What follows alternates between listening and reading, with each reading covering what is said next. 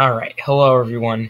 I realize it's been a couple days since I've posted a video, and I know this one has been done before, but today we're going to be taking a look at the summer 2017 LEGO Star Wars sets, an analysis review. So the first set we have on the list is 75166, the First Order Transport Speeder Battle Pack. You know, you get a decent selection of pieces. I really like those shield pieces. Great minifigures. You get 2 Stormtroopers, which is definitely better than the first Order battle pack that you only had 1 Stormtrooper with. I like the color scheme on that officer right there, and of course getting that Flame Trooper is nice. I do not like the price range on this, so this is $15, quite expensive. I don't know why LEGO is increasing their price all the time on battle packs. It's been a couple years, but that is just absolutely ridiculous. Again, you get a little bit more pieces than before, some of the more older battle packs, which is nice. I could see them selling a lot of these, but I think battle packs are going to start to go out a little bit if they keep raising their prices. And speaking of battle packs, we have yet another one right here. This is one I don't see selling real well. I honestly like it, the idea of it, but I don't see them being able to sell these in mass quantities like they will, say, the First Order Battle Pack. This is a set that people are going to buy tons of, versus these are, you know, you're really only going to need one of these. It's kind of an odd selection. I mean, it's kind of cool, but I don't see myself buying this. I'm not into the bounty hunter thing.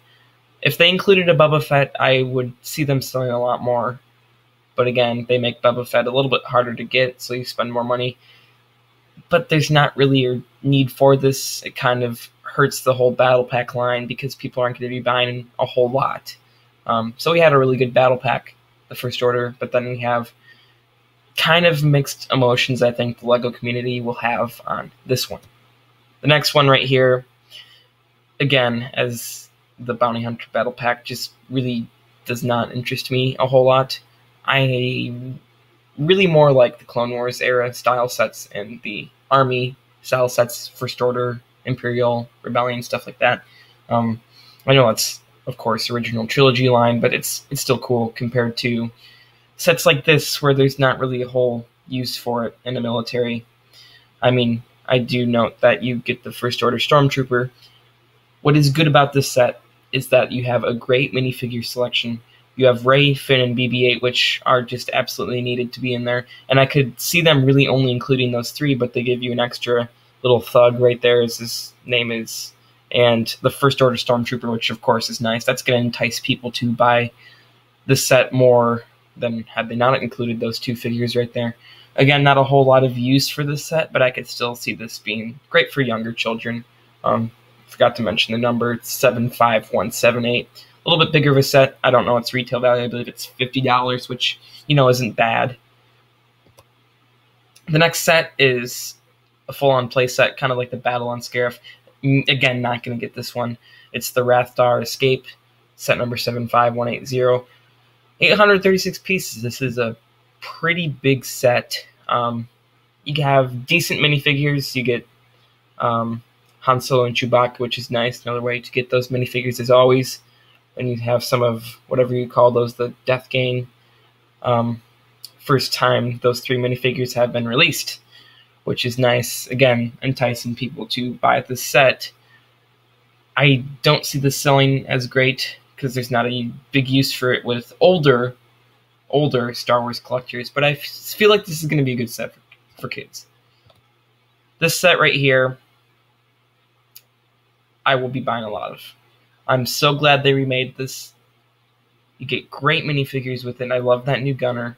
Aayla Secura, a nice cheap way to get her. This is only $25, set number 75182, the Republic Fighter Tank. It's a very, very scaled down version. I would really like to compare this with the 2008 once I do pick this up. But it's small. You notice you don't have the turret, and the little treads on the side just are quite small compared to the actual in-universe thing from the fighter tank from Battlefront 2. I like this set though. I'm definitely going to buy 2 or 3 of these. It's only $25. I think LEGO made a good decision making this cheap. You're going to have a lot of people buying this set first Clone Wars set we've gotten in a while. This will be a great addition to many armies. I could see them selling very well with this set. I think they made a good decision by remaking this. The next set I also think will sell very well. I believe this is $30. This reminds me of the Carbonite freezing chamber. Just the way it's kind of set up reminds me of that same price. I believe 2751383. Excuse me. Darth Vader transformation. A nice way to get 3 Sith Lord minifigures. You have a damaged Anakin Skywalker, a Darth Vader, and an Emperor Palpatine, which both have lightsabers, which is very, very nice. I think this is going to be an awesome set. I may or may not pick this up. We'll have to see what my pocketbook can do at the time. But I feel like LEGO's going to do quite well with this set. Just absolutely awesome that you get 2 Anakin Skywalkers. Oh, sorry about that. And not only that, but you also, you don't have to put the helmet on the damaged Anakin Skywalker like the 2005 version. This is definitely a scaled-up version of a scaled-down version set in the first place. The next one is a Freemaker Adventure set. Don't know a whole lot about that series. I can tell you this looks good.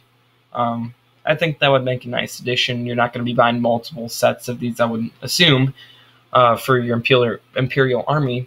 I think it looks pretty decent. You get Emperor Palpatine.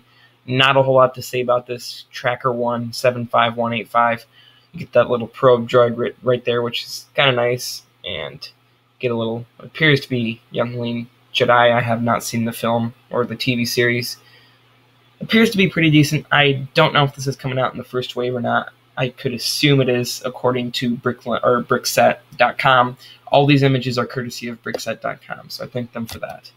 The next one is also a Freemaker Adventure set. You have the Arrowhead. It appears to be a Rebellion ship. You have a Stormtrooper. You have Roger, which is from what I know, a battle droid that is remade and works with the Rebellion. And then, of course, you have some of the hero characters right there. Not in my personal interests. I could see this doing well. The ship itself looks decent.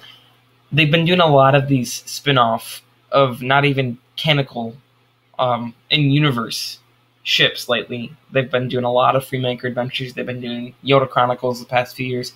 And whatever they are doing, it's obviously selling well if they're still remaking these. So for that reason, I could see those past 2 selling fairly decently. Probably not going to get any of them money for these sets for me, but I feel like LEGO is changing their attitude to appeal a lot more towards the younger children. And in doing it in this way, by making these Freemaker Adventure sets, I feel like they are doing that very well. They are appealing to the younger children. So that's just a few of my thoughts on these sets. Thank you so much for watching.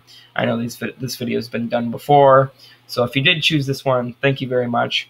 Be sure to check out some of my other videos, my top 10s, my Clone Army. Thank you for watching. Have a great day.